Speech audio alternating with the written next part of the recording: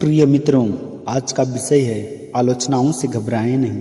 क्योंकि आज के दौर में कोई इंसान जीवन में आगे बढ़ने के लिए जब कदम रखता है, न जाने उसे लोग क्या क्या कहकर पुकारते हैं। दूसरों की बातें सुनकर पाँव को पीछे कर लेता है। आज इन्हीं बिंदुओं पर ध्यान केंद्रित करेंगे। अधिक जानने के लिए शुरू से अंत तक वीडियो में बने रहें। देर ना करते हुए इसे फटाफट शुरू करते हैं। जाने उनसे निपटने के 5 आसान तरीके। आलोचना से कभी आहत ना हो, बल्कि उसे चुनौती मानकर आगे बढ़े। याद रखें, अनुचित आलोचना एक तरह से छिपी हुई प्रशंसा है। तो जाने कैसे उनसे निपटने के कारगर तरीके होंगे।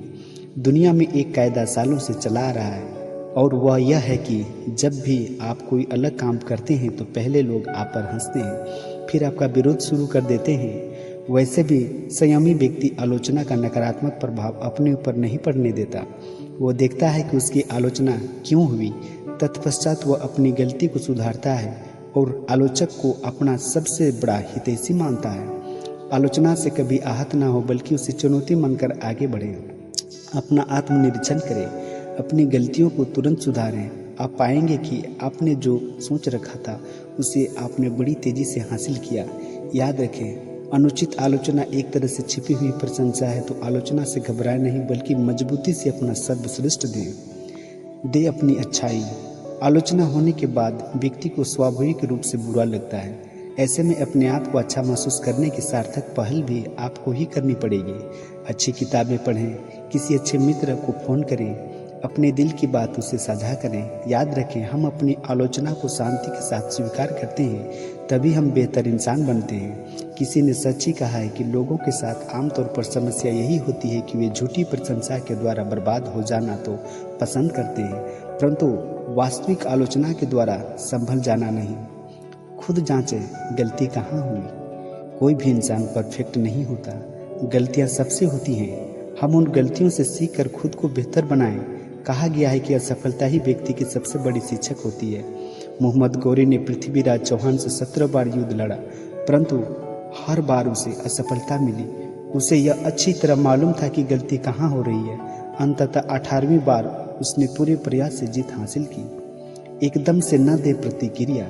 अगर कोई परिचित आपकी आलोचना करता है तो उसे बुरा व्यक्ति मानकर एकदम से प्रतिक्रिया देने से बचे। शेक्सपियर ने कहा था कि प्रत्येक व्यक्ति द्वारा की गई निंदा सुन लीजिए, पर अपना निर्णय सुरक्षित रख लीजिए।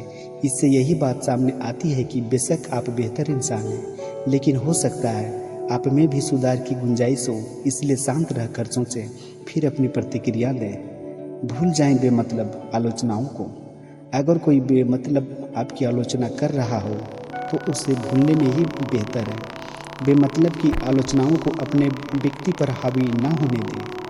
हेनरी फोर्ड को जिंदगी में कई बार कुटिल आलोचनाओं का शिकार होना पड़ा, लेकिन उन्होंने कभी इस बात की परवाह नहीं की, बल्कि उन्होंने फोर्ड मोटर कंपनी की नींव रखी। उन्होंने लोगों की आलोचनाओं की भी परवाह नहीं की, अपने ग्राहक की सुनी, और उनके सुझाव से फोर्ड ने ऑटोमोबाइल्स वर्ल्ड में क्रांति ला दी और कारों को हर सामान्य इंसान तक पहुंचा दिया।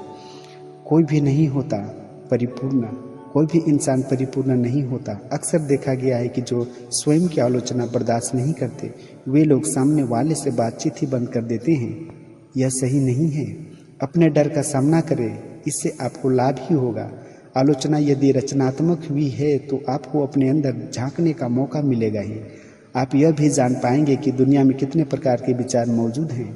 इससे आप अपनी कमजोरियों के बारे में जान पाते हैं और उन्हें अपनी ताकत में बदलने का प्रयास शुरू कर देते हैं।